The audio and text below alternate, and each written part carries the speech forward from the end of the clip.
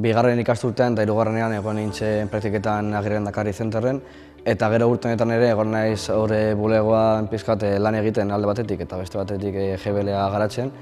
Eta hori, GBLA dator etorkizunarik eta Gipuzkoa ditemoren pertzepzioak biltzen eta misioen inguruko pertzepzioak biltzen lurraldean. Eta orduan interes horretatik pizka bat izan da nire proiektua ikustea ze pertzepzio dauden orain proiektuan eta proiektu edo iniziatiba hauetan dauden erronkak eta aukerak aztertzea. Egon naiz Bolognan, Fondazione per l'Innovazione Urbana elkartean, herritarren parte hartzei buruz ikertzen, Bolognako kasuan, Euskal Herrirako transferigarritasun hipotetiko bati buruz ikertzen.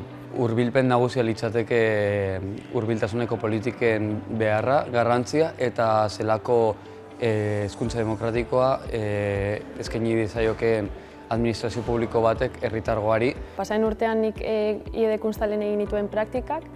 Beraiek diseinu eskola bat dira, beraz nire ekarpena hor zen humanitateen arlotik humanitateen ikuspegia txertatzea bere diseinuko proiektuetan, eta hori da egin ahal izan dudana nire GBLarekin bai.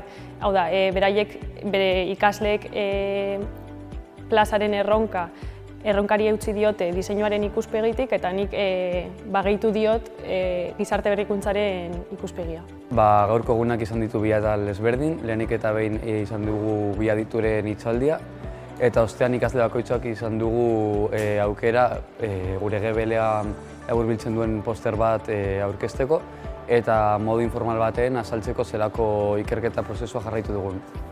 Izan da aukera bat ikerketa osoaren sintetizazio bat egiteko, era bisualean bai azaltzeko, eta era berean gure tutoren aurrean eta baita beste ikasleen tutoren aurrean eta bere enpresako tutoren aurrean bai eta hainbat eragileren aurrean egindakoa aurkezteko.